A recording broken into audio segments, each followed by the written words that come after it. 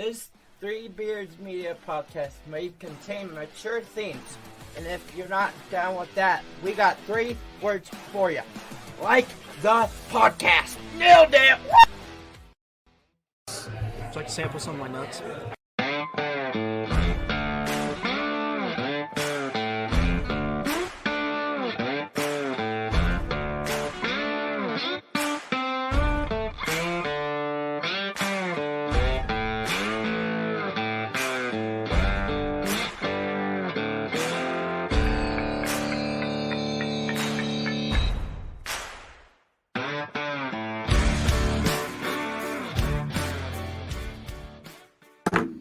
Hello, everybody.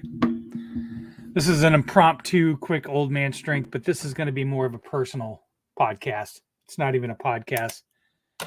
This is going to be straight live to somebody that has ripped off fucking people his entire life. So apparently, the classic Marty Tirrel somehow got press credentials to the Boston Regional. I'm a little heated. Not sure how this fuckstick gets credentials. He's ripped off every single radio station in this town. He's ripped off businesses in this town. He's ripped off people in Boston. And he's sitting in a cushy little place in Boston with a press credential. And if you don't believe me, I'll show you.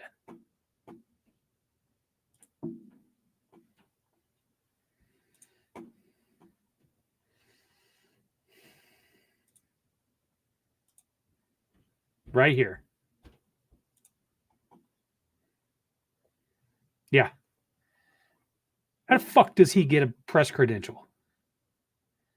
Let me tell you about this scumbag. Because the story's a little old.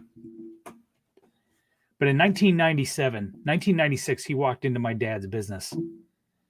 He was part of the jock and was selling advertising.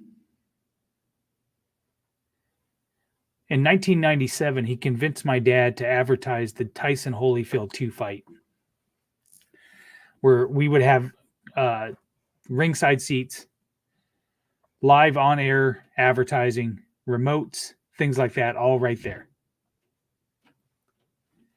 And we fly to Vegas. We had no remotes. Now, grant you, we spent $6,000 or $7,000 for this. The day of the fight, we show up to the fight. He doesn't show up. Nothing. Doesn't answer his cell phone. Hides. We didn't see him. Now, prior to that, about a month beforehand, he continued to come in and talk to my dad about a side business deal where he would sell Super Bowl package tickets. Does this sound familiar? Because my dad was one of the very first people that got taken by him.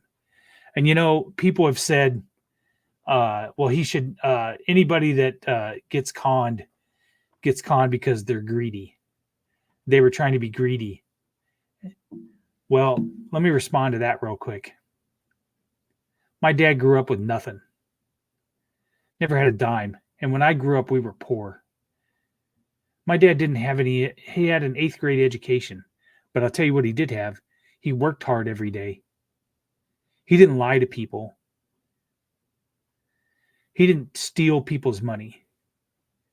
So, of course, yeah, he wanted to have a better life. And he saw a chance to make some money. There's nothing wrong with that.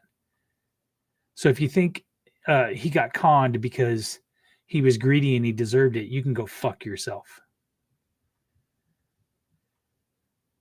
But to continue the story, he sold my dad Super Bowl package tickets. They were going to resell them. So my dad wrote him a check for $17,000, $18,000. Now take yourself back to sitting in Las Vegas when we got stiffed on this fucking Holyfield fight. What do you think my dad instantly thought of? I'm never going to see that $17,000 again. We came home. He wouldn't return phone calls. He didn't do anything. except for continue to go around Des Moines and steal people's fucking money. And after all was said and done, after the lawyers got their piece and everything else, my dad got a check for $3,400 fucking $100.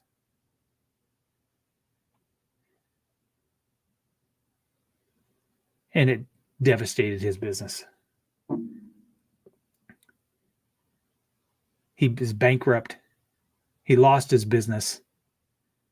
He lost his home. And my dad died in 2011 from a stroke in a trailer.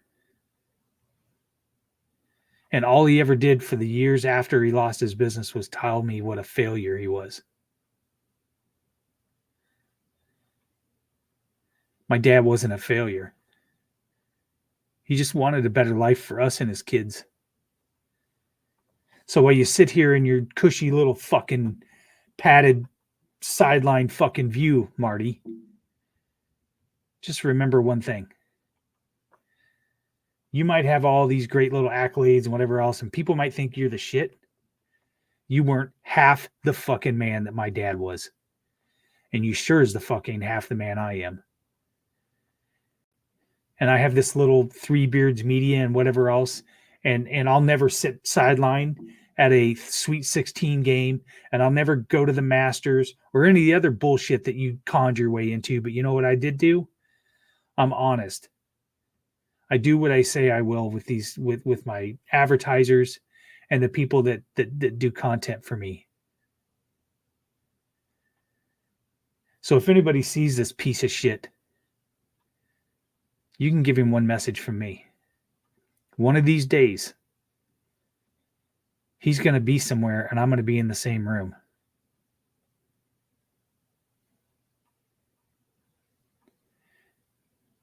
And he can look me in the face and tell me what a loser my dad was.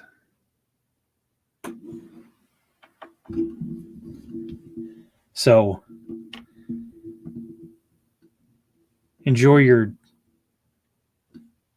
little con bullshit you going on here, sports byline media, whatever the fuck that is. And if somebody out there, after all this time, got him connected in there, you're just as much a piece of shit as he is. Just as much. You know, I once told my dad that I hope that I made him proud. And I probably didn't make him very proud of this because he would have told me to let it go. But that fucking guy's out there still stealing people's money. He ruined 2 wives' lives. He ruined countless businesses. He tarnished the image of his partner, who is probably one of the greatest people I've met. Out of all of this shitty things that have happened, I can at least say I have a really good friend out of it, whose name gets dragged through the fucking mud because of this piece of shit. So, Marty,